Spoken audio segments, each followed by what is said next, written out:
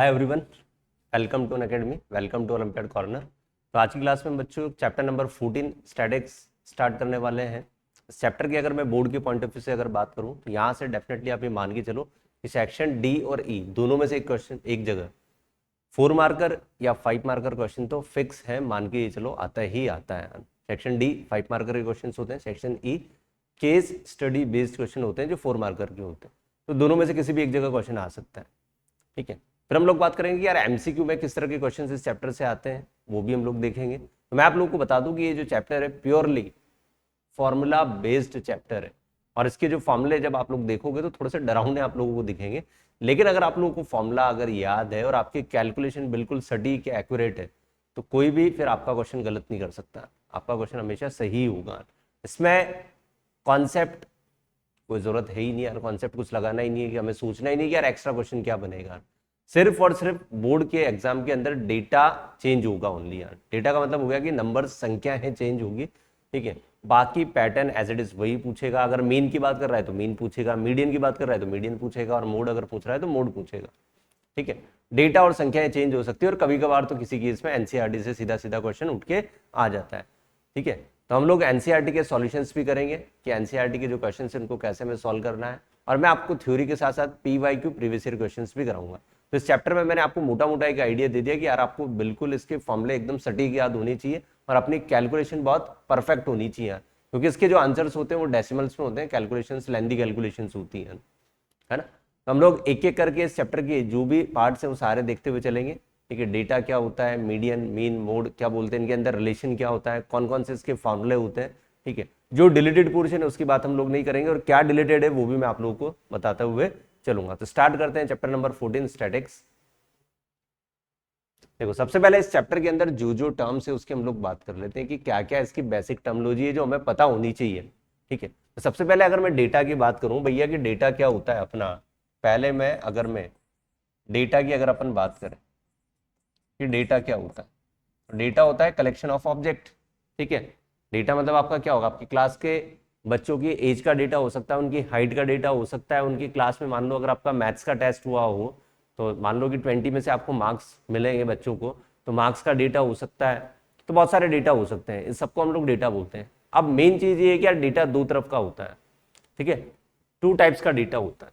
तो डेटा होता है आपका, एक तो ग्रुप डेटा होता है और एक होता है अनग्रुप्ड। दोनों तरह के डेटा की हम लोग बात करेंगे, और दोनों ही केसेस में मीन मीडियन और मोड ये तीनों हम लोग कैलकुलेट करेंगे। हमारी जो चैप्टर की मेन थीम रहेगी वो यही रहेगी, मीन मीडियन एंड मोड वाली रहेगी। ठीक है, तो डेटा हमारा ग्रुप और अनग्रुप दो टाइप का होता है। अब आप बोलोगे यार सर ग्रुप डेटा क्या होता है, अनग्रुप डेटा क्या होता है, तो जैसा कि मेरा एग्जाम्पल में लिखा मैंने यहाँ पर मैं ऐसा लिख सकता हूँ फॉर एग्जाम्पल। ठीक है, marks of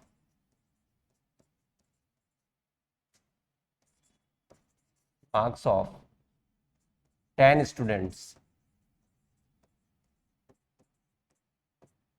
in a class।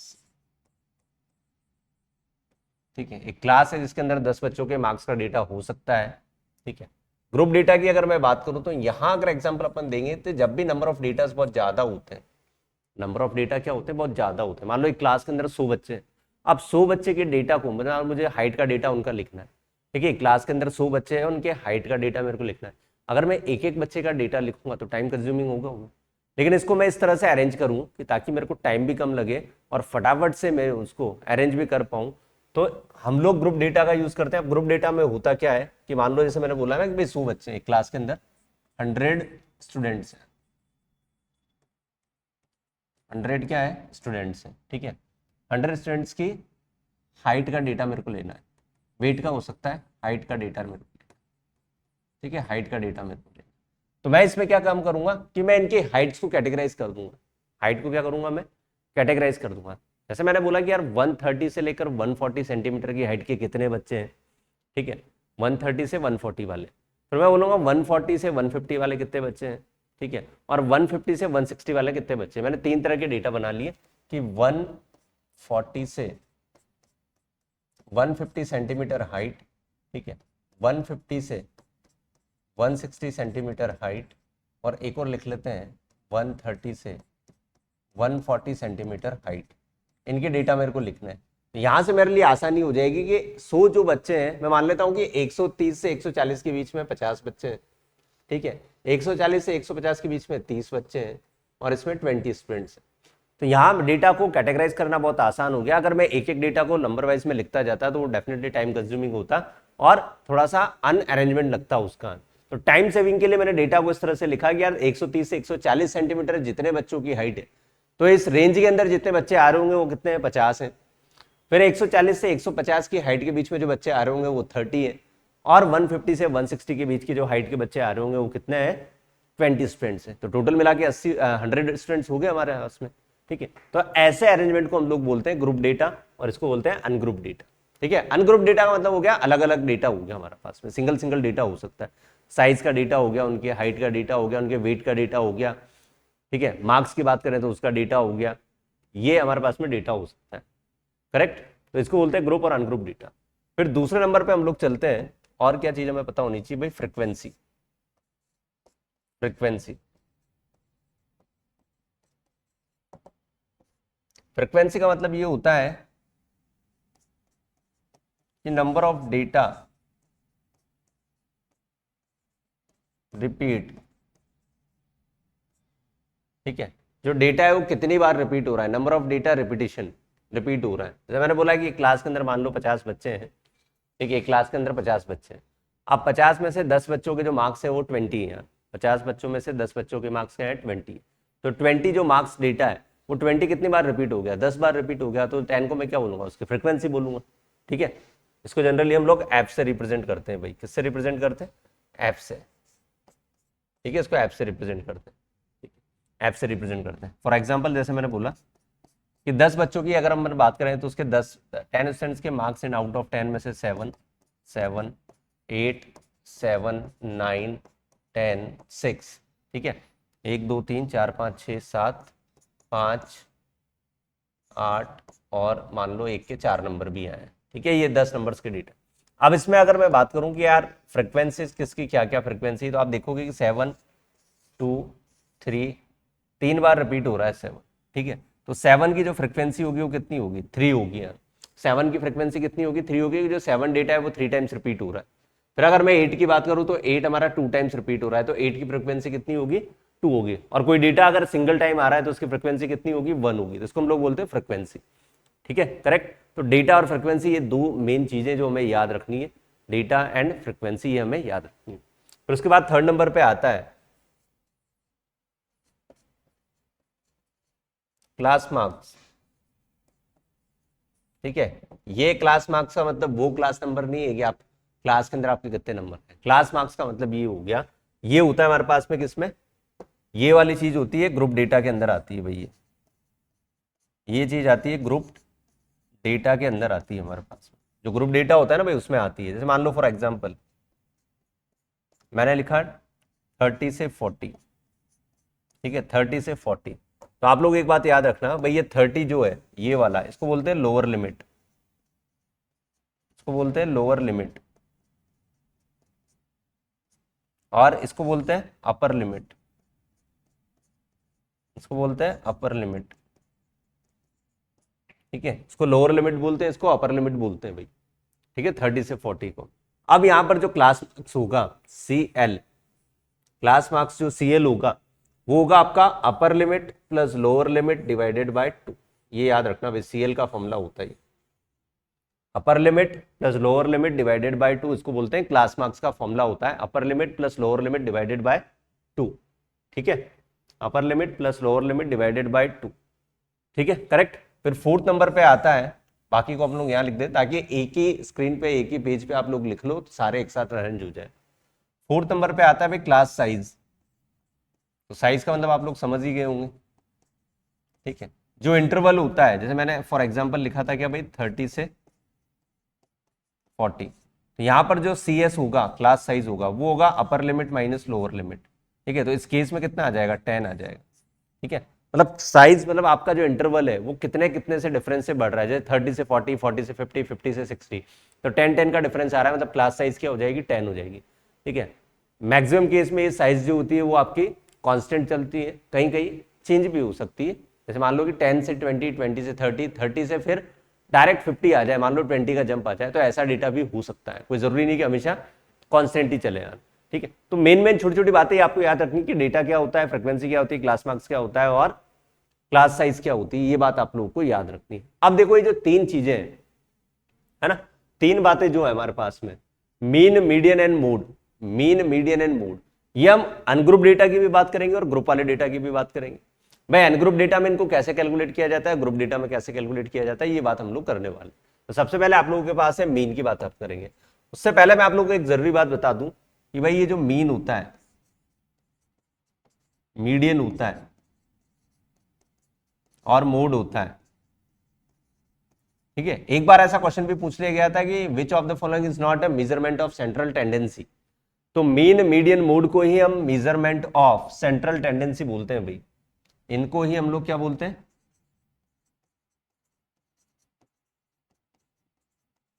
Measurement of central tendency.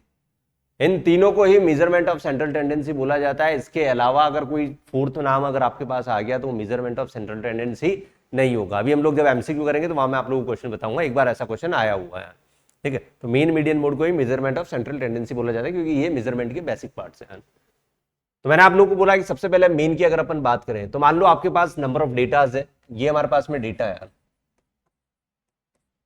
x1, x2, x3, x4 and so on, last data xn। ये n is the number of data और ये कौन से डेटा है हमारे पास में, अनग्रुप्ड है अभी, ठीक है, ग्रुप नहीं है, कैसे है, अनग्रुप डेटा है।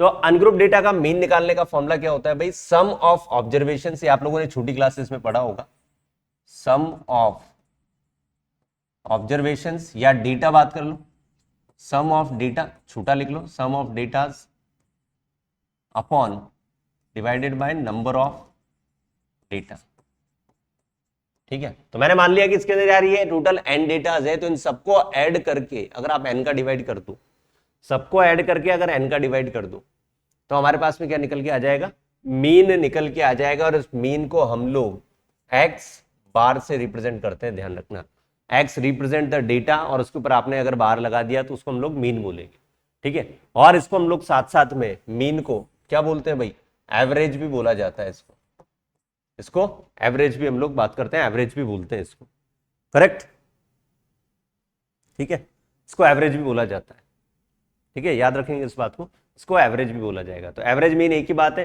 फॉर्मूला आप लोग के सामने, sum of data upon number of data. अब देखो यहां पर कुछ इंपॉर्टेंट पॉइंट्स है, ये पॉइंट से क्वेश्चन आता है, इन पॉइंट से डेफिनेटली क्वेश्चन आता है, यहां से इंपॉर्टेंट पॉइंट्स, ठीक है, यहां से क्वेश्चन आता है। फर्स्ट पॉइंट, ठीक, इफ ईच डेटा, ये एरो का मतलब है इंक्रीज, ये एरो का मतलब है increase, if each data is increase by k then mean also increase by k, ठीक है, mean also increase by k। समझ गए आप लोग, मतलब कि अगर आप हर डेटा के अंदर, मान लो कि जैसे मेरे पास में डेटा है, सब में अगर मैं 2 2 2 ऐड कर दूं तो मीन भी आपका 2 से ऐड हो जाएगा। तो मान लो कि जैसे मान लो 10 डेटा है, 10 डेटाज है, उनका मीन मान लो 22 है, ठीक है, 10 डेटा का मीन कितना है, 22 है। अब हर डेटा के अंदर अगर मैं 2 2 2 ऐड कर दूं तो आपसे पूछोगे भैया नया मीन क्या होगा, तो आपको पूरा प्रोसेस करने की जरूरत नहीं, आप सीधा सीधा पुराने वाले मीन के अंदर 2 ऐड कर दो तो 24 आपका आंसर आ जाएगा, ये मतलब है इसका। तो सिमिलरली ऐसे ही if each data decrease by k then जो न्यू मीन होगा ऑल्सो डिक्रीज बाय k। तो जैसे हम लोगों ने ऐड किया है वैसे माइनस भी करना है, जैसे हम बोलोगे हर डेटा में 2 2 2 को अगर मैं हटा दूं तो आपका मीन भी 2 से रिड्यूस हो जाएगा, ठीक है। तो ये बात आप लोग समझ गए होंगे। ऐसे ही सेम चीज आपकी मल्टीप्लाई के लिए है, तो नया जो मीन होगा वो मल्टीप्लाई बाय k हो जाएगा, और सेम चीज आपकी डिवाइड के लिए है, तो नया वाला आपका मीन भी डिवाइडेड बाय k हो जाएगा। हर डेटा को अगर आप 2 से मल्टीप्लाई कर दोगे तो नया मीन भी 2 से मल्टीप्लाई होगा, और हर डेटा को अगर आप 2 से डिवाइड करोगे तो नया मीन भी 2 से डिवाइडेड हो जाएगा, new mean is also divided by 2। तो अगर आप हर डेटा में प्लस कर रहे हो तो मीन को भी प्लस करना पड़ेगा उसी नंबर से जिससे आप प्लस कर रहे हो, सब्ट्रैक्ट कर रहे हो तो सब्ट्रैक्ट करना पड़ेगा न्यू मीन को, ठीक है, निकालने के लिए पुराने को। और अगर आप डिवाइड कर रहे हो तो नए मीन निकालने के लिए पुराने वाले में डिवाइड करना होगा, और मल्टीप्लाई कर रहे हो तो पुराने वाले में मल्टीप्लाई करना होगा। ये 4 बातें आप लोगों को मीन के बारे में याद रखनी है भाई, ठीक है। This is the format of mean. Mean के ये अनग्रुप डेटा में इससे ज्यादा और कुछ पूछा नहीं जाता, अगर पूछा जाएगा तो यही क्वेश्चन पूछा जाएगा। मैं आप लोगों को अभी 2023 का क्वेश्चन करवाऊंगा एमसीक्यू का, इन चारों पॉइंट्स में से क्वेश्चन एक पूछा गया था भाई, ये याद रखना है आप लोगों को, इंपॉर्टेंट पॉइंट है ये, ठीक है, ये सारे ही इंपॉर्टेंट पॉइंट है। थोड़ा सा मैं जैसे ही टॉपिक खत्म होगा साइड में हट जाऊंगा ताकि आप लोग स्क्रीनशॉट ले लो, ठीक है। बढ़ते हैं आगे। देखो तो ये तो बात रही भाई मीन की, ये तो बात होगी अपनी मीन की होगी। आगे देखते हैं, मीडियन के बारे में बात करते हैं भाई। मीडियन क्या होता है, नाम से ही पता चल रहा है कि मिड वाली वैल्यू, नाम से ही पता चल रहा है मिड वाली वैल्यू। तो सबसे पहले प्रोसेस ये होता है, ठीक है, ये स्टेप्स है मीडियन निकालने की, स्टेप्स है, ठीक है, कि arrange the data, raw data जो आपको दिया हुआ है असेंडिंग और डिसेंडिंग ऑर्डर, ये आपकी मर्जी है, ठीक है, ORDER है भाई, ये आपकी मर्जी है, आपके ऊपर है कि आप उस डेटा को असेंडिंग में या डिसेंडिंग में अरेंज कर रहे हो, ठीक है। आप लोग असेंडिंग में ही करना, एक कोई भी याद रख लो, या तो असेंडिंग या डिसेंडिंग है, ठीक है, जहां पर n जो होगा नंबर ऑफ डेटा को रिप्रेजेंट करेगा, n is the number of data. अब अगर आपका n जो है, अगर आपका n number of data n जो है, यहां से 2 पार्ट बना लेते हैं, अगर ये इवन है और ये अगर ऑड है, ठीक है, n अगर इवन है तो मीडियन जो होगी कैपिटल M वो होगी n/2 TH नंबर की टर्म और n/2 + 1 TH नंबर की टर्म डिवाइडेड बाय 2। और अगर आपका m मतलब n ऑड है तो यहाँ जो मीडियन होगा वो होगा n+1/2 TH नंबर की टर्म, ठीक है, टर्म है ये, TH नंबर की टर्म। समझ में नहीं आया होगा तो एग्जांपल ले लो, अभी फटाफट से समझ में आ जाता है भाई एग्जांपल से। मैंने डेटा लिया 2 4 10 8 3 6 ये लिया मैंने भाई, है ना, और एक और ले लो अभी 7। सबसे पहले मैं क्या काम करूंगा कि इसको मैं अरेंज करूंगा किसमें, असेंडिंग ऑर्डर में। तो असेंडिंग ऑर्डर में अरेंज कर ले, सबसे पहले क्या आएगा भाई 2, फिर 3, फिर 4, 5 नहीं हमारे पास में, 6 7 8 और 10, ठीक है।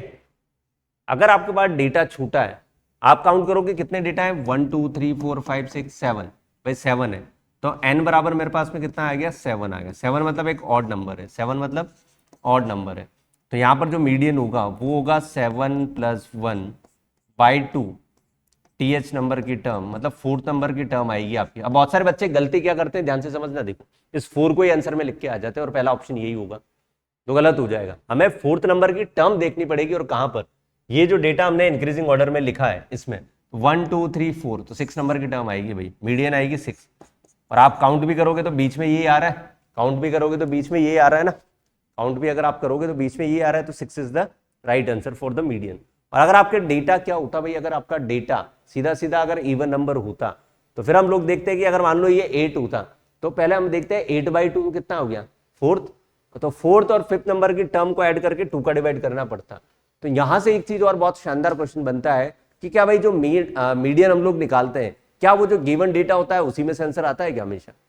तो आपका आंसर होगा no, not possible every time, ठीक है। इट मे बी और इट मे नॉट बी, हो भी सकता है और नहीं भी हो सकता है, ठीक है, हो भी सकता है नहीं भी हो सकता है।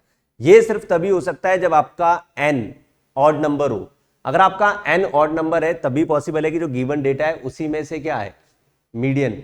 अदरवाइज अगर मोड इवन नंबर अगर हुआ तो फिर कोई जरूरी नहीं इसी में से आए, अलग नंबर भी आ सकता है। जैसे इस केस में अगर हम बात करें, एक नंबर और बढ़ा दूं मैं, तो फिर इन दोनों को ऐड करके जब आप 2 का डिवाइड करोगे तो हो सकता है वो डेसिमल वाला नंबर आए, हो सकता है वो फ्रैक्शन आए, कुछ भी आ सकता है, ठीक है। लेकिन n अगर आपका ऑड है तो फिर ये श्योर है कि इसी में से आएगा फिर वो, ठीक है। तो इस तरह से जब अनग्रुप डेटा होता है तो उसका मीडियन हमें निकालना होता है। मीडियन में इससे ज्यादा कुछ नहीं पढ़ना आपको अनग्रुप डेटा के लिए। पूछेगा एमसीक्यू में तो यहीं से क्वेश्चन पूछेगा, इसमें आपका काम हो जाएगा अगर आपने ध्यान से समझ लिया है तो, ठीक है। अगर आपने ध्यान से समझ लिया है तो यहीं से आपका काम हो जाएगा, करेक्ट, ठीक है। बढ़ते हैं आगे। मोड पे चलते हैं भाई हम लोग, ठीक है, मोड पे चलते हैं सबसे पहले। तो मोड तो सबसे आसान टॉपिक है अनग्रुप डेटा का।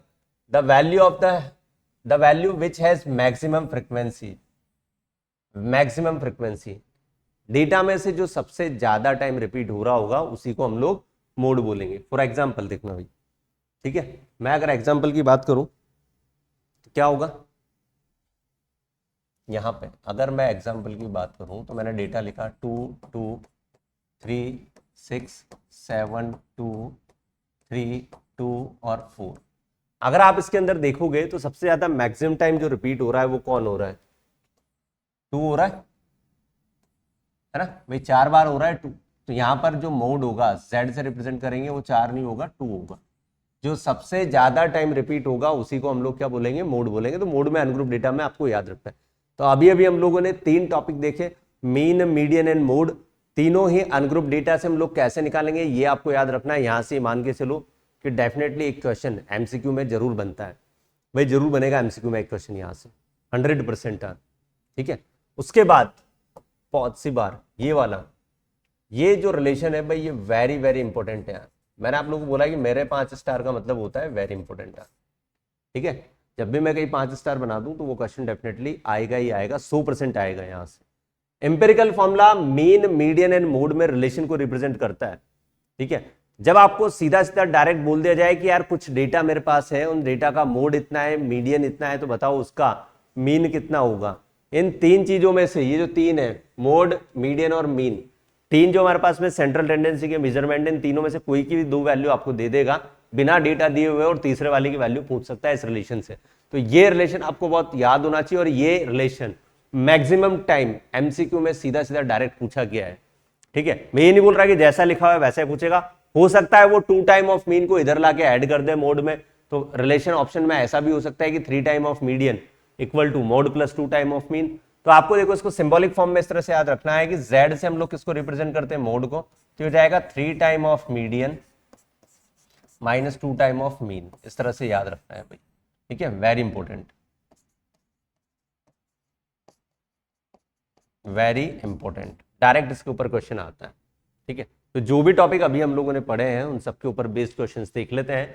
20 एमसीक्यू हम लोग देखेंगे, और ये मान के चलो कि इन 20 एमसीक्यू से आपका पूरा बेस कंप्लीट हो जाएगा इस चैप्टर का, आपका बेस बन जाएगा इस चैप्टर का। और एमसीक्यू में जब इससे कोई क्वेश्चन आएगा तो डेफिनेटली मैं आपको श्योरिटी देता हूं कि आपका गलत नहीं होगा, बस आपको ध्यान से देखना है हर चीज को। फर्स्ट क्वेश्चन है, if the value of the observation of the statistical data is increase by 3 then the mean of the data. देख रहे हो आप लोग, 2023 का क्वेश्चन है कि हर स्टैटिक डेटा को अगर हम 3 से इंक्रीज कर दें, लिखा हुआ है यहाँ increase by 3, increase by 3, then what is the new mean of the data. तो अगर आपको कॉन्सेप्ट याद है कि हर मीन के अंदर, हर डेटा के अंदर अगर आप किसी के को, इंक्रीज का मतलब होता है ऐड कर रहे हो भाई, ये भी याद रखना है, इंक्रीज का मतलब ऐड कर रहे हो। अगर आप ऐड कर रहे हो तो आपका मीन भी उसी नंबर से ऐड हो जाएगा। तो ऑप्शन नंबर रिमेन अनचेंज होगा नहीं, increase by 3 is the correct answer. Increase by 3 is the correct answer, ये होगा भाई इसका आंसर, 3 से इंक्रीज हो जाएगा आपका। तो पहला वाला क्वेश्चन डायरेक्ट फॉर्मूला और कॉन्सेप्ट बेस्ड था।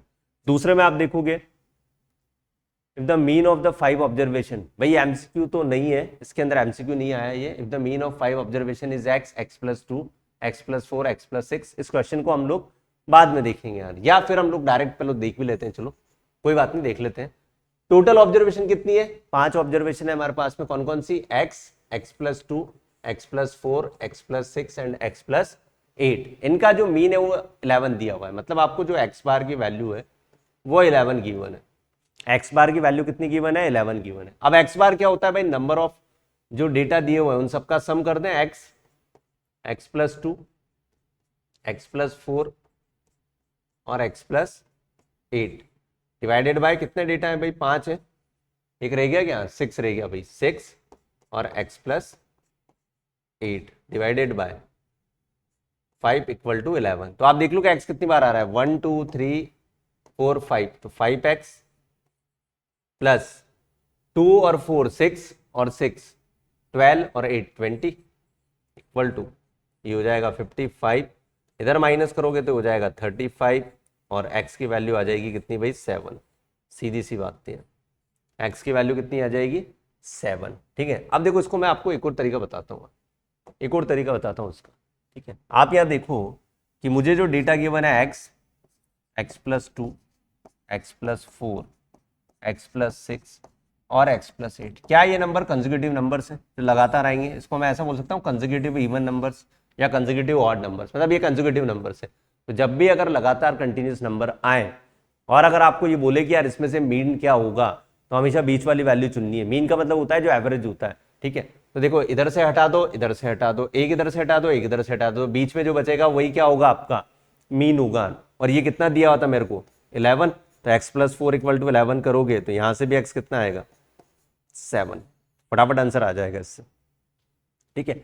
लेकिन ये एमसीक्यू में एप्लीकेबल है भाई, अगर सब्जेक्टिव आता है 2 मार्कर में आता है तो फिर आपको ऐसे करना है, फिर 2 मार्कर में तो आपको ऐसे ही करना है, ये सब्जेक्टिव के लिए है, ठीक है।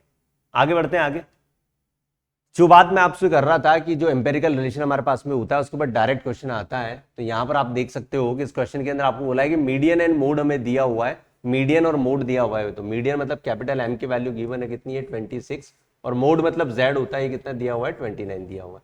आपसे पूछा है कि एक्स बार कितना होगा, ये पूछा है। तो रिलेशन क्या होता है, Z equal to 3 time of median minus 2 time of X bar, ठीक है। तो जेड कितना है भाई हमारे पास में 29 है, 3 से 26 को मल्टीप्लाई करेंगे तो ये हो जाएगा हमारे पास में 78 माइनस का 2x बार, तो 2x बार को इधर लेके आते हैं तो प्लस हो जाएगा, और 78 माइनस 29, तो बाकी तो आप लोग समझदार हो ही, सही कैलकुलेशन आप कर ही सकते हो। तो x बार की वैल्यू कितनी आ जाएगी भाई 18 में से 9 जाएंगे 9, और 6 2 4 डिवाइडेड बाई 2, 49/2। अगर 50 होता तो 25 आंसर होता, लेकिन एक कम है तो आ जाएगा कितना 24.5, 24.5 इज द करेक्ट आंसर इसका भाई, ठीक है। 24.5 आ जाएगा इसका आंसर, समझ गए। तो ये डायरेक्ट इंपेरिकल फॉर्मूला के ऊपर बेस्ड क्वेश्चन है, और ये मान के चलो कि 2025 में यहां से क्वेश्चन आ सकता है, ठीक है। इंपॉर्टेंट फॉर्म 2025 बोर्ड्स, ठीक है। इंपॉर्टेंट फॉर 2025 बोर्ड्स, ठीक है। आगे भी ऐसा नहीं कि 2025 के लिए, आगे जो भी बच्चे बोर्ड्स के एग्जाम देंगे, जैसे अभी मान लो कि इस साल देंगे 25 में देंगे, इस साल वाले तो 24 वाले बच्चे 25 में देंगे, 25 वाले 26 में देंगे, तो सबके लिए इंपॉर्टेंट है। बस संख्या यहाँ जो डेटा है वो चेंज होगा, बाकी ये सिंपल फॉर्मूला डायरेक्ट ये ही लगेगा इसमें, ठीक है। अगला क्वेश्चन चलते हैं।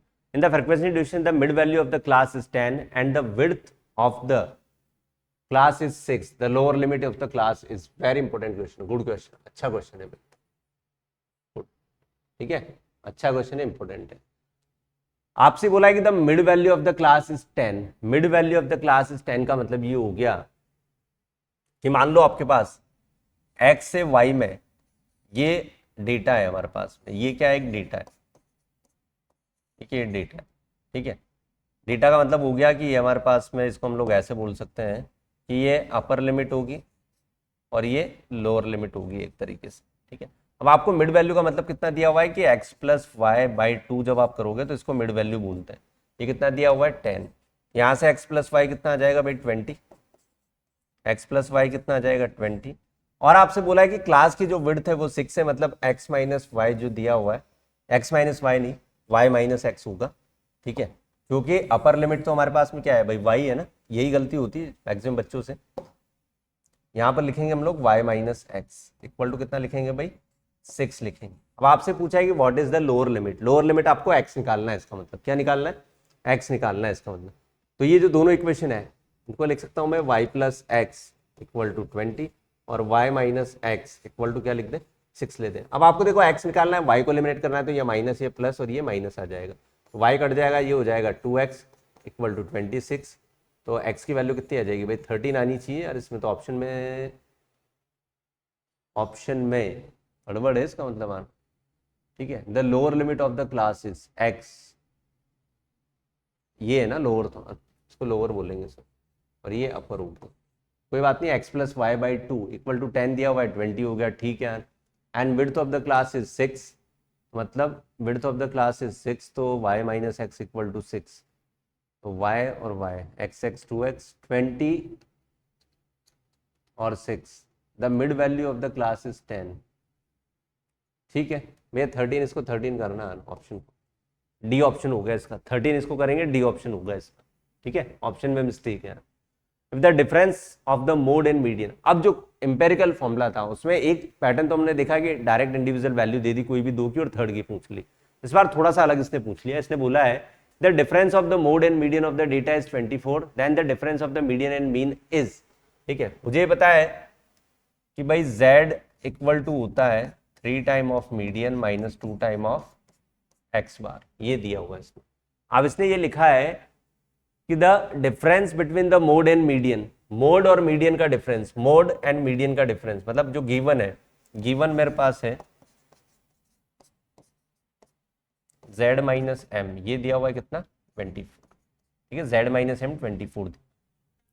Difference between median and mean चाहिए मेरे को, मतलब z को हटाना पड़ेगा, तो z की वैल्यू यहां से क्या बनेगी भाई 24 प्लस एम, 24 प्लस एम यहाँ पुट कर दो, ये हो जाएगा 24 plus M equal to 3m minus 2x बार।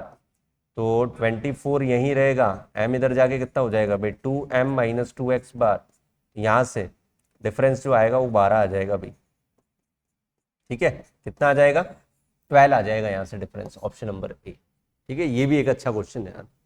ठीक है, ये भी एक अच्छा क्वेश्चन। ठीक है, गुड क्वेश्चन। मतलब ये सारे क्वेश्चन ऐसे हैं कि आपके सीबीएसई बोर्ड की नैया पार लगाने वाले क्वेश्चन से आना, ऐसे क्वेश्चन से जिसमें कॉन्सेप्ट अगर हमें पता हो तो फॉर्मूला लिखना और छोटी मोटी कैलकुलेशंस करनी है अभी तो हमें। ठीक है, अभी की जो कैलकुलेशन है वो छोटी मोटी कैलकुलेशन है। तो एमसीक्यू तो 20 के 20 सही होने ही चाहिए आपके, तो आपके एमसीक्यू 20 में से 20 सही कराने के लिए ये चैप्टर के जो क्वेश्चन है वो आपके लिए रामबाण साबित हो सकते हैं भैया। ठीक है, मतलब आपको सपोर्ट ही करेंगे 20 में से 20 लाने के लिए। आगे देखो, the median of the set of the 9 distribution observation is 20.5। अब each of the largest 4 observation of the set is increase by 2, then the median of the new set is, क्या होगा। ये भी बहुत अच्छा क्वेश्चन है भाई, ये भी बहुत अच्छा क्वेश्चन है। मतलब ये दिमाग वाले क्वेश्चन से आपको सोचने पे मजबूर करेंगे ये। ठीक है, सोचने पे मजबूर करेंगे। अभी बोल रहा है कि 9 ऑब्जर्वेशन है। ठीक है, 9 ऑब्जर्वेशन है। मैंने मान लिया कि x1, x2, x3, x4, x5, x6, x7 और x8 और x9, ये अभी बोल रहा है कि each of the largest 4 observation of the increase by 2। मैंने मान लिया कि ऑलरेडी इंक्रीजिंग ऑर्डर में। ठीक है, लार्जेस्ट 4 का मतलब ये हो गया ये वाला, लार्जेस्ट 4 का मतलब इनको क्या कर रहे हैं हम लोग इंक्रीज कर रहे हैं, इनको क्या कर रहे हैं इंक्रीज। तो सेम वैल्यू से इंक्रीज करेंगे तो वापस उसी ऑर्डर में रहेंगे 2 2। अगर इन सब में अगर आप ऐड भी कर दो तो मान लो मैंने 2 ऐड कर दिया इन सब में, यहाँ पर इन सब में मान लो 2 ऐड कर दिया, तो ये बोल रहा है कि यार मीडियन पे क्या फर्क पड़ेगा। तो आप एक बात बताओ मुझे, आप खुद सोचो कि हमारे पास में अगर नो डेटा है तो मेरी जो मीडियन होगी वो कौन से नंबर की टर्म होगी, 9 + 1/2 दैट इज 5th नंबर की टर्म। मेरी जो मीडियन होगी वो कौन सी होगी, ये वाली नंबर की टर्म होगी मीडियन। लेकिन हमने जो 2 इंक्रीज किया है वो 2 इंक्रीज हमने किस किस में किया है, इन सब में। तो भैया मीडियन पे तो कोई फर्क ही नहीं पड़ा ना। आप इनमें आपकी मर्जी पड़े जितना जोड़ो ना, आप 100 जोड़ो, 200 जोड़ो, 400 जोड़ो, मीडियन पे तो कोई फर्क नहीं आ रहा। आपकी मीडियन तो हमेशा 5वें नंबर की टर्म ही होगी। 5वें नंबर की टर्म में तो हमने कुछ छेड़छाड़ करी ही नहीं, तो हमारा आंसर क्या आएगा, remain the same as that of the original set. जो पहले थी मीडियन वही रहेगी। ये समझने वाली बात है इस क्वेश्चन में भाई। ठीक है, तो ये खास बात है इस क्वेश्चन की, ध्यान से समझना इस क्वेश्चन को। ठीक है, इस क्वेश्चन को ध्यान से समझना आप। अगले क्वेश्चन पे चलते हैं हम। If the mean of the 5 observation is 20 and one of them is 24, what is the mean of the remaining of 4 observation? तो ये अनग्रुप डेटा के क्वेश्चन चल रहे हैं भैया भैया। 5 ऑब्जर्वेशन है तो मैंने लिया नाम x1, x2, x3, x4। ठीक है, 5 है। अभी बोल रहा है उन पांचों में से जो है वो कोई भी एक, वन ऑफ देम कितना है 24 है। तो मैंने मान लिया कि यार लास्ट वाली 24 है, लास्ट वाली क्या है 24 है। 5 का डिवाइड करेंगे, कितना दिया हुआ मीन 20 दिया हुआ, इसका मतलब बाकी 4 का जो सम आना चाहिए वो ये आना चाहिए। बाकी 4 का जो सम आना चाहिए वो कितना आना चाहिए, 20 × 5 100 माइनस, तो 76 आना चाहिए। ठीक है, रिमेनिंग जो 4 बचेगी 24 के अलावा उन सबका सम 76 होना चाहिए। उसने ये पूछा है कि रिमेनिंग 4 का कितना मीन होगा भाई। तो मीन तो हम लोग कैसे निकालते हैं, उन सबका सम जो 76 आएगा, लेकिन अब 4 ही बची है तो 4 का डिवाइड करेंगे तो 19 आ जाएगा आंसर है। ये क्या हो गया, what is the mean of the remaining 4 observation. ठीक है, 100 माइनस 20 80 76 ही तो आएगा, सही तो है। What is the mean of the remaining observation, 19 आना चाहिए भाई। ये क्या आ रहा है इसमें, ऑप्शन गलत है इसका मतलब, 20 है, 28, 20 इंटू 5, 20 पंजे 100, 80 में से 4 गए 76। What is the mean of the remaining 4 observation? सही है, इसमें भी ऑप्शन में मिस्टेक है भाई, 19 कर लो इसको और बी ऑप्शन लगा लो, ऑप्शन में गलती है इसमें भी, 19 लगा लो भाई, 19 इज द राइट आंसर। तो 4 ऑब्जर्वेशन का जो आएगा वो 19 आएगा, ये आप लोग देख सकते हो इसको। आगे देखते हैं, the sum of the deviation of the set of the observation from the mean is always. ये वाला पॉइंट जब आपको समझ में आएगा जब हम लोग डेविएशन मेथड पढ़ेंगे ग्रुप डेटा के केस में। तो अभी इसका आंसर आप लोग ये याद रख लो कि इसका आंसर 0 होता है, हमेशा याद रखना, ठीक है। डेविएशन का मतलब मैं आप लोगों को बता देता हूं कि डेविएशन का मतलब ये होता है कि हम लोग एक मीन एज्यूम करते हैं, जिसको बोलते हैं assumed mean. Assumed mean assume करते हैं हम लोग, उसको ए से रिप्रेजेंट करते हैं। तो डेविएशन डी होता है, वो होता है एक्स आई माइनस ए, एक्स आई माइनस ए होता है, ठीक है। तो ये आपका पॉजिटिव, नेगेटिव और 0 तीनों आ सकता है। तो आंसर इसका 0 होता है, ये बात ध्यान रखेंगे भाई, आंसर क्या होता है? 0 होता है इसका। The value of occur most frequently in the set of observation is called. तो ये किसकी डेफिनेशन होती है भाई? जो सबसे ज्यादा मोस्ट फ्रिक्वेंटली रिपीट होता है उसको हम लोग क्या बोलते हैं? मोड बोलते हैं यार, सीधी सी बात है, सिखा दिया था ये। अगला देखो, find the mean of the following distribution. Find the mean of the following distribution, ये भी हमारा अनग्रुप डेटा होता है। अब इसका देखो मीन कैसे निकालना है, साथ में जब भी फ्रीक्वेंसी गिवन हो तो आपको कुछ इस तरह से बनाना है, एक्स आई और ये एफ आई का कॉलम जो आपको दिया हुआ है, ठीक है, एक्स आई और एफ आई का कॉलम दिया हुआ है, और एक कॉलम आपको अपने साथ में बनाना होता है एफ आई एक्स आई वाला, ठीक है। ये एग्जाम्पल की हेल्प से मैं आप लोगों को बता रहा हूं। अब देखो इनके जो जो वैल्यू दी हुई वो तो लिख ही लेते हैं, 10, 13, 16, 19, 10, 13, 16 और 19। उसके बाद में 2, 5, 7, 6, 2, 5, 7 और 6 इनकी फ्रीक्वेंसी। अब एफ आई एक्स आई का मतलब है कि एक्स और एफ की करस्पॉन्डिंग वैल्यू को मल्टीप्लाई करना है। तो ये हो जाएगा 20, 65, ये हो जाएगा आपका 112 और ये हो जाएगा 114, ठीक है। यहां मीन का फॉर्मूला भाई आप लोग याद रखेंगे, मीन इक्वल टू होता है summation of f i x i upon summation of f आई। क्या मतलब होता है समेशन का? जो आपने एफ आई एक्स आई का कॉलम बनाया है उसको आपको क्या करना है? ऐड करना है, और फ्रीक्वेंसी वाले कॉलम को ऐड करना है, यही समेशन का मतलब होता है। तो इसको जब आप ऐड करोगे तो 4, 2, 6, 5, 11, ठीक है, 3 और 6, 9, 10, 11, ठीक है, 1, 1, 1, 311 आ जाएगा। यहाँ ऐड करोगे तो कितना आ जाएगा? 5, 2, 7, 7, 14 और 6, 20 आ जाएगा। तो बस सीधा सीधा आपको कुछ नहीं करना, एक्स बार निकालने के लिए भाई 311 में 20 का डिवाइड करना और कुछ नहीं करना। तो एक्स बार कितना आ जाएगा? ये आ जाएगा आपका 2 1 जा 2, 1, 2 5 जा, ठीक है, 2 5 जा 10, 1 अगेन 2 5 जा 10, पॉइंट लगाओगे तो 15 पॉइंट समथिंग बन जाएगा, 15.155 और ये बनेगा आपका 2 5 जा 10, 1 बचेगा, पॉइंट लगा के 0 2, 15.52 आएगा भैया, ठीक है, 15.52 करना है इसको, सी ऑप्शन 15.52 करेक्ट, 15.52 आ जाएगा 20 का जब डिवाइड करोगे। तो ये आपको करना है। तो जब भी अगर अनग्रुप डेटा के साथ फ्रीक्वेंसी अगर आ जाए, ये मीन में ही आएगा, ठीक है, मीडियन में नहीं देगा आपको यार, मीडियन में तो देगा नहीं, मोड में जरूर दे सकता है, क्योंकि मोड में जिसकी फ्रीक्वेंसी ज्यादा होती है उसका, जिसकी फ्रीक्वेंसी सबसे ज्यादा होती है वही मोड होता है। यहाँ पर अगर इसी क्वेश्चन में अगर मैं आपसे मोड की बात करूँ तो मोड क्या होगा? तो मोड आप सीधा बता दोगे 16 मोड होगा, क्योंकि उसकी फ्रीक्वेंसी सबसे ज्यादा है, ठीक है।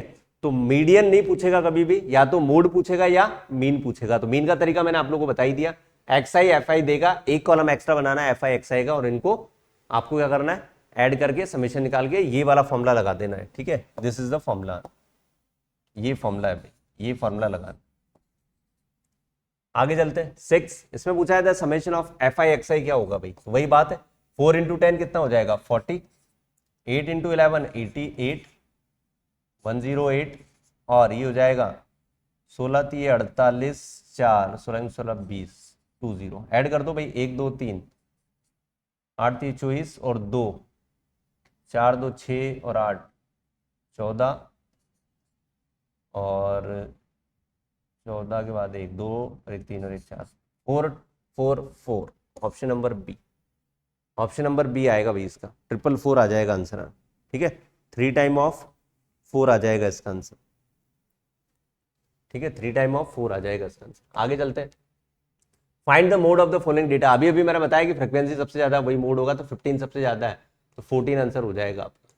14 इज द मोड, 15 फ्रीक्वेंसी है भाई। ऑप्शन में 15 यहां तो नहीं दिया हुआ, लेकिन कंफ्यूज करने के लिए आपको 15 दे सकता है। Find the mode of the following data, ये हम लोग देखेंगे अभी। इस क्वेश्चन को अभी हम स्किप करेंगे, क्योंकि अभी ग्रुप डेटा वाला पार्ट हमने अभी नहीं पढ़ा है। ठीक है, which of the following is not a measurement of central tendency. जैसा कि मैंने आप लोग बताया था कि 3 ही सेंटर ऑफ टेंडेंसी होते हैं, मीन, मीडियन एंड मोड। उसके अलावा जो होता है वो नहीं होता, जिसके अंदर रेंज है ऑप्शन में, ये नहीं होगा। मैं आप लोगों को बता दूं वैसे रेंज क्या होता है, रेंज के बारे में हम लोग बात कर लेते हैं। रेंज होता है upper limit minus lower limit, इसको रेंज बोलते हैं। ठीक है, तो ये मेजरमेंट के करने का काम नहीं आता है, राइट।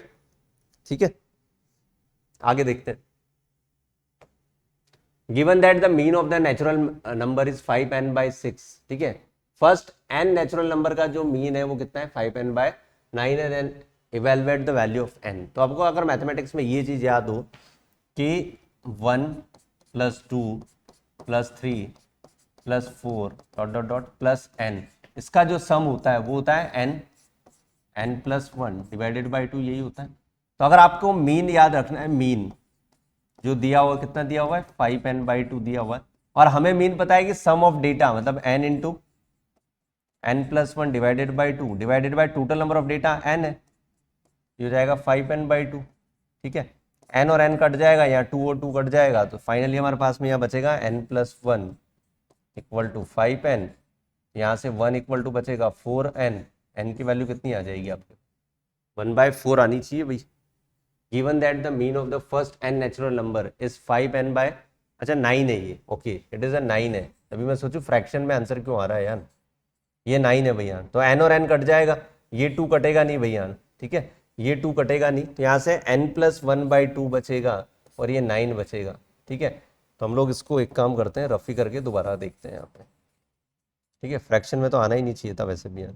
यहाँ बचा n+1/2, यहाँ बचा हमारा 5n/9, तो हो जाएगा 9n+9 = 10n।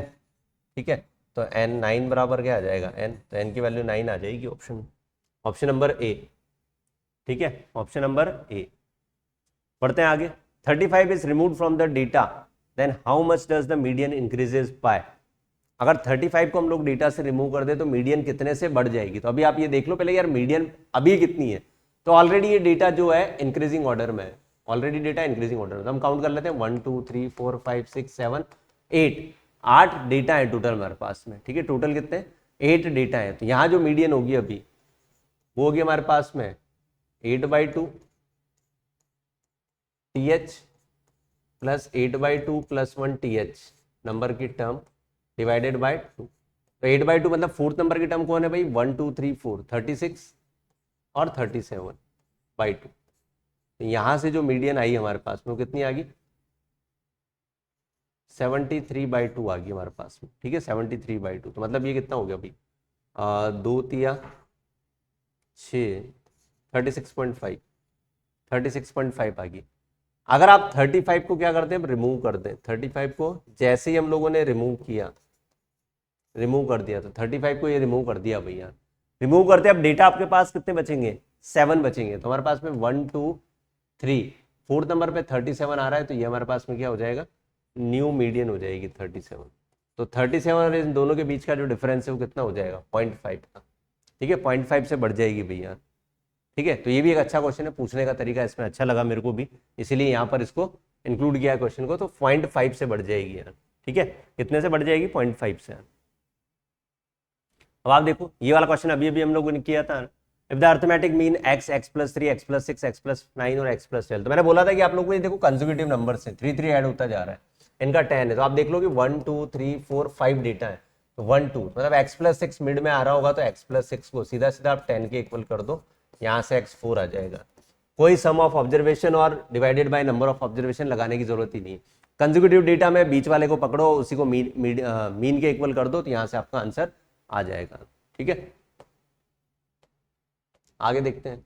The median of the data, data का मीडियन कितना होगा भाई, ऑलरेडी अरेंज है 13, 15, 16, 17, 19, 20, 1, 2, 3, 4, 5, 6, तो बीच की दो, इन दोनों का सम कर दो, 16 + 17 डिवाइडेड बाई 2, ठीक है, ये हो जाएगा आपका, मेरे हिसाब से कितना हो जाना चाहिए, 33/2 हो जाना चाहिए, 33/2 हो जाना चाहिए, ठीक है, 33/2 हो जाना चाहिए आपसे, करेक्ट, 33/2 हो जाना चाहिए आपका ये, राइट, ठीक है भाई, आगे देखते हैं।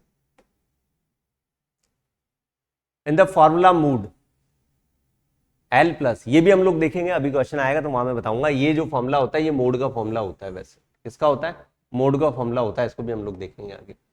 The class marks of the 18 to 22 के क्लास मार्क्स क्या होंगे, तो अभी अभी आप लोगों को बताया था स्टार्टिंग में, दोनों को ऐड करके किसका डिवाइड करते हैं भाई, 2 का, कितना आ जाएगा 40/2 मतलब 20 आ जाएगा, ये तो ऑप्शन नंबर ए, आसान क्वेश्चन था, 20 आ जाएगा, ठीक है। For any distribution this summation F I दिया हुआ है, एफ आई एक्स आई दिया हुआ है, मीन आपको 2 दिया हुआ है, एक्स बार की वैल्यू कितनी गिवन है 2 है, और ये होता है समेशन ऑफ, ऐसे क्वेश्चन भी आ जाते हैं बहुत सी बार, तो एफ आई एक्स आई दिया हुआ है 2p + 24, ये कितना दिया हुआ है भाई 18, और ये कितना दिया हुआ है 2 दिया हुआ है, तो इनको सॉल्व करने के लिए 2p + 24 = 36, तो 2p = कितना आ जाएगा भाई, 12 बचेगा ये, तो p की वैल्यू कितनी आ जाएगी 6, p पूछा है इसने, p की वैल्यू कितनी आ जाएगी 6, तो ये भी एक अच्छा क्वेश्चन है, ठीक है, ये भी एक अच्छा क्वेश्चन है भाई, 6 आ जाएगा, p is also good question, ये भी एक अच्छा क्वेश्चन, ठीक है। तो ये हमारे 20 एमसीक्यू कंप्लीटेड होते हैं, इन 20 एमसीक्यू में ये मान के चलो कि डेफिनेटली आपको बोर्ड पेपर के अंदर एक क्वेश्चन इस पैटर्न का, अगर एमसीक्यू अगर एक आता है तो देखने को मिलेगा, मतलब जितने भी एमसीक्यू आएंगे 2 से ज्यादा तो नहीं आएंगे, हर चैप्टर से मैक्सिमम 2 एमसीक्यूज आ सकते हैं, ठीक है, मैक्सिमम 2 एमसीक्यूज आ सकते हैं हर चैप्टर से, तो 2 एमसीक्यू अगर आते हैं तो आपको डेफिनेटली यहाँ से एमसीक्यू देखने को मिलेगा, यहाँ से 100% मिलेगा, देखो भैया 100%, ठीक है। उसके बाद अगर हम लोग बात करें जो ग्रुप डेटा होता है उसका मीन का फॉर्मूला क्या होता है, तो ये तो मैंने आपको बता ही दिया कि एक्सआई जो होगा ये हम लोग ग्रुप डेटा के अंदर यूज करेंगे, upper limit plus lower limit by 2, ठीक है। 2 मेथड हमारे सिलेबस के अंदर है, 2 मेथड हमारे सिलेबस के अंदर, जिसको बोलते हैं डायरेक्ट मेथड होता है और एक एज्यूम्ड मीन मेथड होता है। अगर आपके डेटा छोटे छोटे हैं तो हम हमेशा डायरेक्ट मेथड लगाएंगे, और अगर आपके डेटा बड़े हैं तो हम लोग लगाएंगे एज्यूम्ड मीन मेथड, ठीक है। इन दोनों के फॉर्मूला स्क्रीन पर लिखे हुए हैं, तो ये 2 फॉर्मूले आपको याद रखने हैं, जिसमें से ये वाला तो हम लोग डिस्कस कर ही चुके हैं, ठीक है, क्वेश्चन के साथ में इसको हम लोग डिस्कस कर चुके हैं, summation of f i x i upon x i वाला, ये सेकंड वाला मेथड भी इंपॉर्टेंट है, ठीक है। अगर क्वेश्चन के अंदर मार्क करके आता है कि भाई आप मीडियन बताओ, मीन बताओ बाय एज्यूम्ड मीन मेथड, तो फिर आपको इसी मेथड से करना है, अदरवाइज आपको फिर डायरेक्ट मेथड लगा सकते हो आप लोग, ठीक है। तो फॉर्मूला में मैं आप लोगों को बताता हूं क्या क्या है। ए यहां पर एक एज्यूम्ड मीन होता है, ठीक है, ए इज एज्यूम्ड मीन। डी जो होता है भाई इसको डेविएशन बोलते हैं, डी को क्या बोलते हैं, डेविएशन, डी को बोलते हैं डेविएशन। और एक्स बार का जो फॉर्मूला होता है यहां पर होता है A plus f i d i upon f i, दोनों में बहुत डिफरेंस है भाई, ध्यान से समझ लेना। यहां होता है एफ आई एक्स आई, जबकि यहां होता है F i d i upon summation of f आई, ये सेम है, एफ आई यहां भी और यहां भी एफ आई है, लेकिन यहाँ एफ आई एक्स आई आता है, यहाँ आता है एफ आई डी आई, और ए एक्स्ट्रा में ऐड होता है, यहाँ पे ध्यान रखना, ए इज एज्यूम्ड मीन। अब ये एज्यूम्ड मीन क्या है, कैसे इसको मेजर करते हैं और इसकी वैल्यू कहां से आती है, ये हम लोग देखेंगे क्वेश्चन के अंदर, ठीक है, क्वेश्चन के साथ में मैं आप लोगों को बताऊंगा तो बेटर समझ में आएगा इसका, ठीक है, क्वेश्चन के साथ में ये बहुत अच्छे से समझ में आ जाएगा आप लोग को भाई। चलो भाई, ये 2020 का क्वेश्चन है, इसको हम लोग करते हैं, सॉल्व करते हैं, देखो, ठीक है। Find the mean of the following distribution, तो इसको मैं दोनों मेथड से बताने वाला हूं, लेकिन अगर आप इसको एज्यूम्ड मीन मेथड से करोगे तो बहुत अच्छी बात है, एज्यूम्ड मीन मेथड से करोगे अच्छी बात है इसको। तो देखो, आपको देखो यहां पर जो डेटा दिया हुआ है क्लास का, ये तो हो गया क्लास का डेटा, ये हो गया आपकी फ्रीक्वेंसी, ठीक है, ये हो गया आपका 3, 5,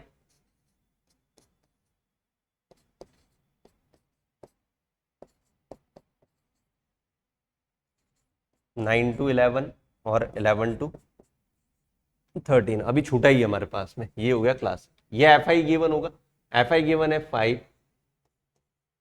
10, 7, 5, 10, 10 2 बार है भाई, ये 10 है, ये 7 है और ये 8 है, ठीक है, इसको सही से लिख ही लेते हैं। दिस इज 10, करेक्ट, ठीक, दिस इज 10। अब देखो फॉर्मूला बताएगा कि आपको कॉलम कौन कौन से बनाने हैं, फॉर्मूला आप लोगों को बताएगा कॉलम कौन से बनाने हैं। अगर मैं इस क्वेश्चन को डायरेक्ट मेथड से करूंगा, मुझे एक्सआई की जरूरत पड़ेगी, किसकी जरूरत पड़ेगी, एक्सआई की। डायरेक्ट मेथड से अगर मैं करूंगा तो मुझे इसमें एक्सआई की जरूरत पड़ेगी भैया यहाँ पर। तो सबसे पहले एक्सआई निकाल लेते हैं। अब आप सबको बताया कि यार एक्सआई होता क्या है, upper limit plus lower limit divided by 2। तो 3 और 5 को जब आप ऐड करोगे तो 3 + 5 कितना हो गया, 8, 8/2 कितना हो जाएगा भाई, 4 आ जाएगा पहला। अब बार बार आपको ऐड करने की जरूरत नहीं है, आपने देख लिया कि यार इन सब में 2 2 का गैप चल रहा है, तो 2 2 ऐड करते चलो, 4 और 2 6, 6 2 8, 8 2 10, 10 और 2 12, ठीक है। ऐड करके निकालोगे तो भी सेम ही आंसर आएगा। क्रॉस चेक करने के लिए 11 + 9 20 होता है, 20/2 कितना आ गया भाई, 10 आ गया।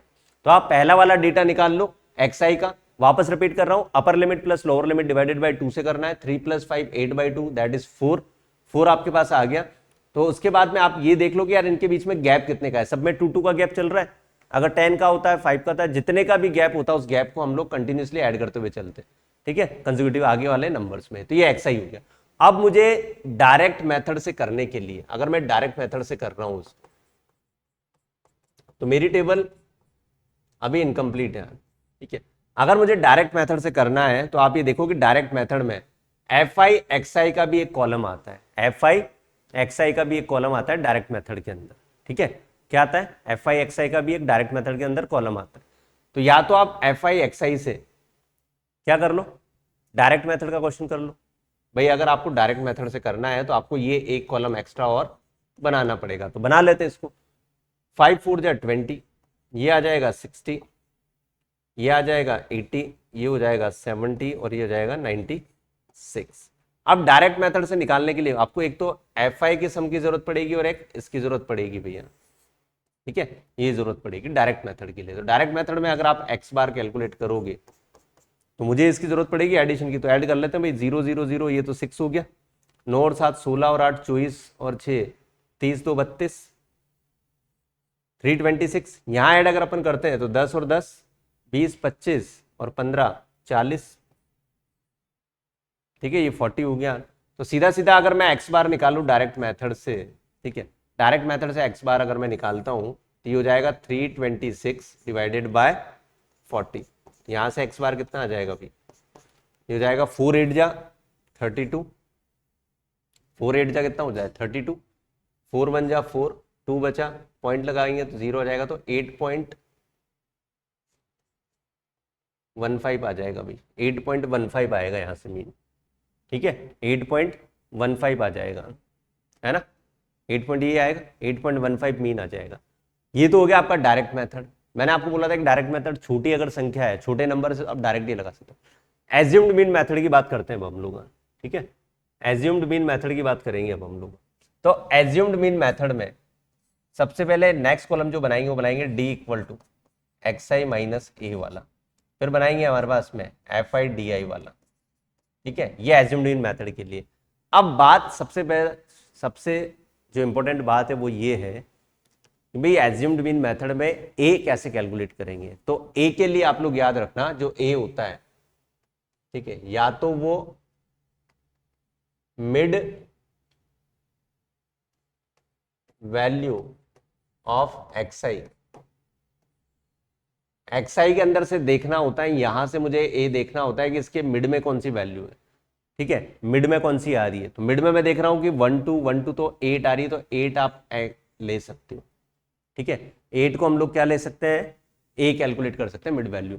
लेकिन अगर कभी कभी सिचुएशन ऐसी भी होती है कि अगर नंबर ऑफ डेटा इवन में है तो वहां पर मिड में 2 वैल्यूज आएंगी, तो फिर हमें उस वैल्यू को चूज करना होता है जिसकी फ्रिक्वेंसी सबसे ज्यादा है। लेकिन कोई ज्यादा खास फर्क नहीं पड़ता, आप मिड वाली वैल्यू अगर ले भी लेते हो, जैसे मान लो कि 2 वैल्यू अगर मिड में आ रही है तो आप उस वैल्यू को रेफरेंस दे दो जिसकी फ्रिक्वेंसी ज्यादा है, तो उस केस में आप ऐसा कर सकते हो। अगर दूसरी भी लोगे तो कोई ज्यादा फर्क नहीं पड़ेगा। तो मैंने a जो माना है वो 8 माना है, तो मतलब मेरे पास में जो a आएगा वो कितना आएगा भाई, यहाँ पर a कितना आ जाएगा, 8 ले लिया मैंने, ठीक है।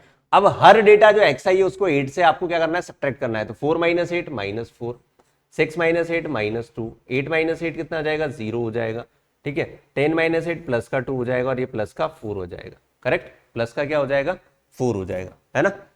अब एक एमसीक्यू जो मैंने आप लोगों को बोला था कि सम ऑफ द डेविएशन वो क्या होता है, तो आप देख लो कि यार इन सबको जब भी आप ऐड करोगे ना तो हमेशा 0 आता है, उस एमसीक्यू का आंसर आपको अब यहाँ मिल जाएगा। इन सबको ऐड करके देख लो, -4 +2 +2 और +4, तो ये 0 आ जाएगा ये, ठीक है। नेक्स्ट कॉलम है एफ आई डी आई वाला, तो एफ आई की वैल्यू भैया डी आई से करनी है, ध्यान से समझना किसका मल्टीप्लाई किससे करना है, गड़बड़ मत कर देना है। तो एफ आई 5 पे डी कितना है, तो हो जाएगा -20, 10 × 2 ये भी -20, ये 0 हो ही जाएगा, 7 2 जा 14, 8 4 जा 32, ठीक है। इस कॉलम का एडिशन करना है हमें, अब इस कॉलम का एडिशन करना है। देखो 20 कितना हो गया, -40, -8 बचेगा, -8 प्लस ये तो प्लस का 6 बच रहा है बस, और कुछ नहीं बच रहा। तो यहाँ एक्स बार का जो फॉर्मूला होगा वो होगा a plus f i d i upon summation of f आई, ठीक है। तो एक्स बार इक्वल टू ए कितना था, हमने 8 एज्यूम किया था, एफ आई डी आई कितना आया भाई 6 आया, ये कितना था 40 था मेरे पास में, तो X bar equal to 8 plus ये कितना आ जाएगा, ये कितना आ जाएगा भाई 6/4, 1.5 होता है, तो हो जाएगा 0.15। तो 8 में आप ऐड करोगे तो कितना आ जाएगा 8.15। तो दोनों आंसर आप मैच कर सकते हो कि दोनों सिमिलर ही आ रहे हैं, दोनों आंसर हमारे सेम आ रहे हैं। इन दोनों को डायरेक्ट मेथड बोलते हैं, ये आपका होता है एज्यूम्ड मीन मेथड, ये होता है एज्यूम्ड मीन मेथड,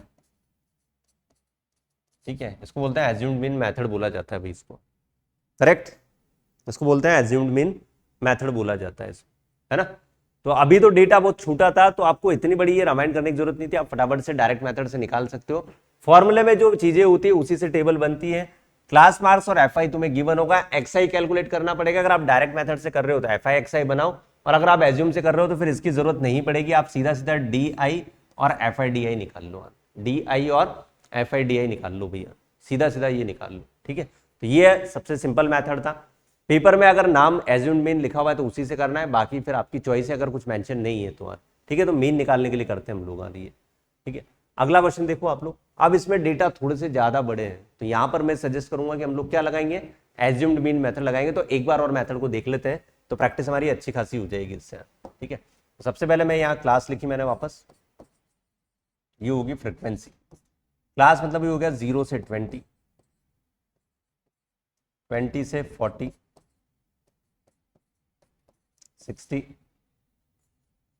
60 से 80 और 80 से 100। इसके करस्पॉन्डिंग में जो फ्रिक्वेंसी है वो है हमारे पास में 17, 28। फ्रिक्वेंसी इसकी वैल्यू भाई ज़्यादा है, देखो बड़ी वैल्यूज हैं, 24 और 90, है ना। तो आप देखो पहला काम हम लोग क्या करेंगे, सबसे पहले एफ आई निकाल लिया तो एक्स आई का काम करेंगे। सबसे पहले हम लोग एक्स आई निकालेंगे, ठीक है। तो एक्स आई निकाल लेते हैं, 0 + 20, 0 + 20 मतलब 20/2, 10 आ गया। अब आपने देखा कि 20-20 का गैप चल रहा है, तो आप इसमें 20-20 ऐड करते जाओ, तो ये 30 हो जाएगा, ये हो जाएगा 50, ये हो जाएगा 70 और ये हो जाएगा 90 है, ठीक है, वही आएगा। फिर हम लोग यहाँ निकालेंगे डी आई, क्योंकि हम लोग इसको अब एज्यूम्ड मीन मेथड से कर रहे हैं। तो अब आप देखो कि ए किसको मानना चाहिए यार, तो ए वापस मिड में जो आ रहा है वो कौन आ रहा है, मिड में कौन आ रहा है 1 2 1 2, तो 50 आ रहा है, तो ए हम लोग लेंगे यहाँ पर। लेट लिखना पड़ेगा आपको यहाँ कि ए जो आप ले रहे हो कितना ले रहे हो, 50 ले रहे हो, ए को कितना ले रहे हो 50 ले रहे हो, ठीक है। अब माइनस करते हुए चलो, माइनस करते हुए चलते, 50 आप लोगों ने ले लिया, एक्स आई मिस करोगे तो यहाँ कितना आ जाएगा भाई, माइनस का 40, 30 - 50 माइनस का 20, यहाँ 0 आ जाएगा, यहाँ प्लस का 20 आ जाएगा और यहाँ 40 आ जाएगा प्लस का, ठीक है। उसके बाद लास्ट कॉलम जो आता है वो आता है एफ आई और डी आई वाला, एफ आई डी आई वाला, ठीक है। तो 17 × 4 माइनस कितना हो जाएगा, 17 × 4 = 68, 680 माइनस का 560, ये 0, ये हो जाएगा 480 और ये हो जाएगा 760, ठीक है। इसका एडिशन करना पड़ेगा यहाँ पर, और ऐसे फ्रिक्वेंसी वाले कॉलम का भी एडिशन करना पड़ेगा, ठीक है। तो यहाँ से अगर मैं बात करूँ summation of f i d आई की, तो भाई कितना आने वाला है देख लो यहाँ पे, ये दोनों ऐड कर लो साथ साथ, तो ये हो जाएगा 0, 8 और 6 14, 7 4 11 और 1 12, 1240 में से माइनस कर दो किसको, 0 8 6 14, 6 5 11 और 1 12, ये भी 1240 ही आ रहा है, ये कैसे पॉसिबल है भाई, ये भी 1240 ही आ रहा है, 0 8 6 14 का 4 80 ले 12, ठीक है 1240 ही आ रहा है ये भी। 0 8 6 14 का 4 80 ले 7 4 11 1 12, सेम ही आ रहा है भाई, एक माइनस का आ रहा है एक प्लस का आ रहा है, तो 0 हो जाएगा इसका सम। तो ये तो 0 हो गया, तो हमारा तो काम ही बहुत आसान हो गया, काम ही बहुत आसान हो गया, ठीक है। तो हमारे पास में जो मीन होता है वो कितना होता है, a plus f i d i upon f आई। तो एफ आई निकालने की जरूरत भी नहीं है समेशन का, ये 50, ये 0, 0 में आप किसी भी नंबर एफ आई कुछ भी हो ये डिवाइड करो 0 आएगा, तो एक्स बार यहाँ से कितना आ जाएगा 50, एक्स बार कितना आ जाएगा भाई 50 आ जाएगा, 50 आ जाएगा यहाँ से, ठीक है। एक्स बार की वैल्यू 50 आ जाएगी यहाँ से, करेक्ट। तो सिंपल क्वेश्चन था, बहुत आसान क्वेश्चन था ये। एज्यूम्ड मीन मेथड आसान ही है, बस आपको कैलकुलेशन का ध्यान रखना है, प्लस माइनस की छोटी सी भी गलती नहीं होनी चाहिए। जैसा कि मैंने स्टार्टिंग में बोला था कि चैप्टर सिर्फ और सिर्फ फॉर्मूला बेस्ड चैप्टर है, इसमें सिर्फ आपको कैलकुलेशन और सही फॉर्मूला याद होना चाहिए, फिर आपका क्वेश्चन कोई गलत नहीं करेगा, ठीक है। टेबुलर फॉर्म इस तरह से अरेंजमेंट आपको बनाना है, फॉर्मूला लिखना है कि फॉर्मूले में कौन कौन सी चीज क्या है, फॉर्मूला जरूर मेंशन करना है आप लोगों को, ठीक है। आगे देखो, find the mean of the number of runs, एक और क्वेश्चन है, इस क्वेश्चन को और करते हैं, ठीक है। ये भी मीन का ही है, इसको भी मीन से ही करना है, ठीक है। तो अब मैं देखो यही इसके साथ में टेबल्स बना रहा हूँ, इसी के साथ में टेबल्स में अटैच करके कर रहा हूँ। यहाँ से आपको एक तो जरूरत पड़ेगी किसकी भाई, एक्सआई की, एक्सआई के बाद किसकी जरूरत पड़ती है, इसी में बना लेते हैं आगे, ये आपकी एक्सआई होगी। एक्सआई के बाद आपको जरूरत पड़ती है डीआई की, जो होता है एक्सआई माइनस ए, और फिर जरूरत पड़ती है हमें किसकी, एफ आई और डी आई, ठीक है। तो एक्स आई कितना आने वाला है 0 और 40 20, ठीक है। अब 40 40 का गैप चल रहा है देखो, तो 20 और 40 60 100 140 और ये हो गया 180, ठीक है 180।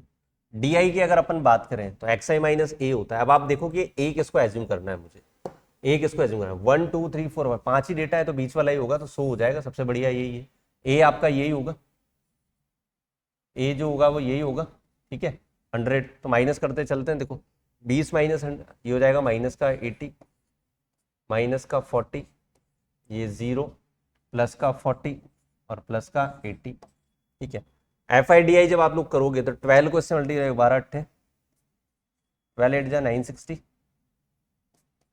माइनस का 480, ये 0 हो ही गया, ये हो जाएगा आपका 1200 और ये हो जाएगा आपका 0 1840, ठीक है ये हो गया। अब इसका सम भी निकालना है यहाँ पे, और एक फ्रीक्वेंसी का सम चाहिए होता है हमें, ठीक है, इसका सम और इसका सम, तो ये कितना हो जाएगा देखो 1800 और 1200, 18 और 2 2 3 3040 तो ये हो गया, ठीक है 3040 तो ये हो गया, और माइनस किसको करना है 9 और 4 13 और 140 1440, ठीक है 1440, 0 0 6 और 2 1 1 1600 आ जाएगा भाई यहाँ पे। इसको ऐड कर लेते हैं 3 5 3 8 और 2 10 3 3 6 3 9 और 10 2 12 120 आ गया भाई। तो यहाँ से x बार जो होगा a कितना माना था हमने 100, एफ आई एक्स आई कितना है डी आई 1600 और ये कितना आ गया 120, 10 से 10 ये हो जाएगा 100 प्लस, ठीक है कितना आ जाएगा अभी 100 प्लस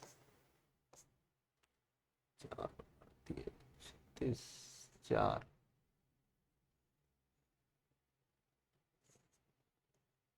ठीक है ये हो जाएगा एक्स बार जो आएगा ये भाई डेसिमल में आएगा 113.3, ठीक है। अप्रोक्सीमेट आप लोग लिख सकते हो, ठीक है अप्रोक्सीमेट आप लोग लिख सकते हो इसके अंदर, है ना, अप्रोक्सीमेट आप लोग लिख सकते हो इसको, करेक्ट, ठीक है भाई,